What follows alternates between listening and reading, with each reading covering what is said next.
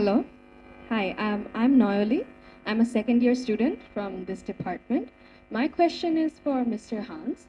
It is that how do we make Bangladesh's journey towards a more diversified economy to be more gender inclusive? Thank you.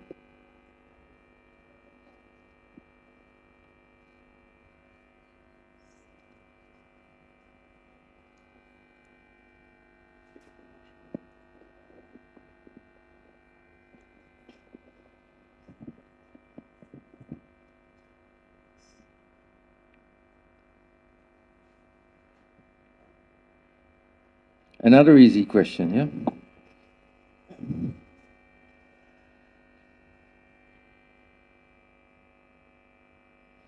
My answer is partly similar to my answer to the previous question.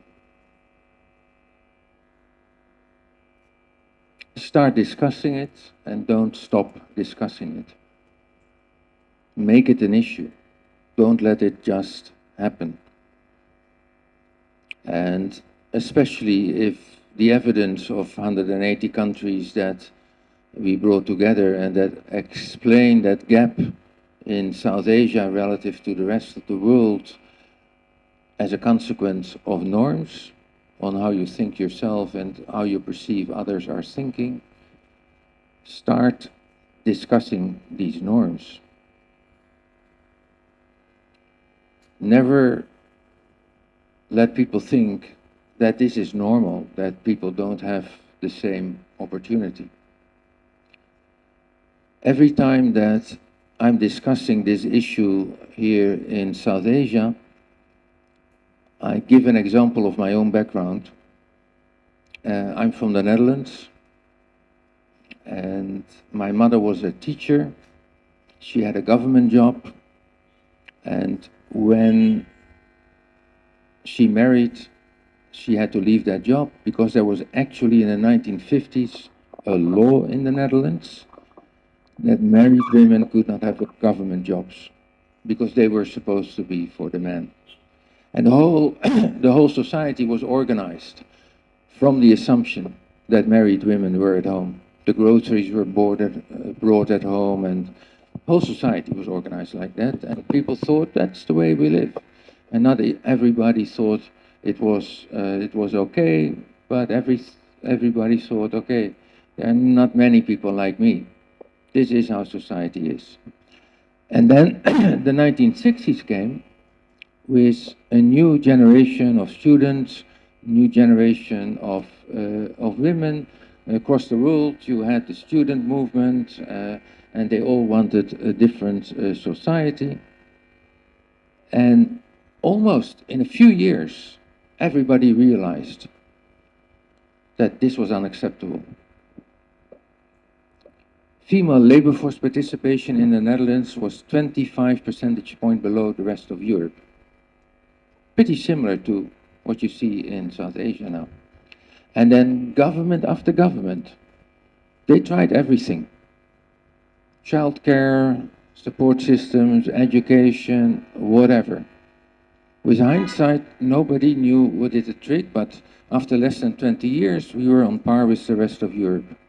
I think what did the trick was that there was a sense of purpose, that it was an issue. Failure was not an option.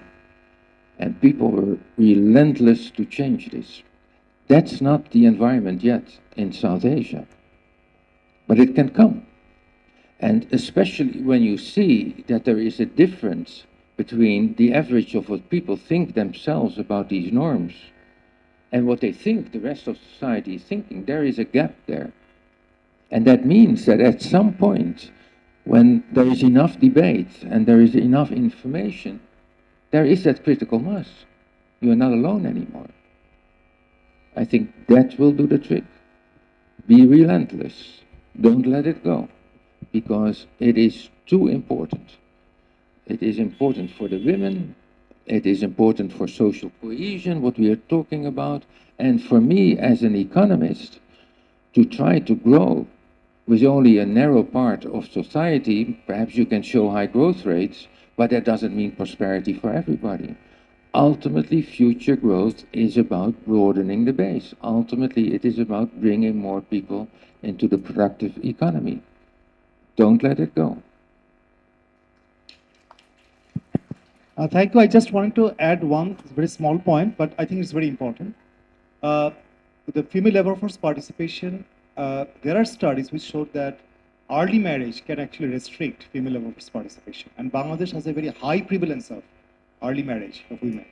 I think definitely we need to talk, as Hans mentioning, we need to talk and discuss and mobilize the kind of the social capital for that. But at the same time, probably we need some interventions from the government as well to stop this kind of or reduce the child marriage, especially the early marriage.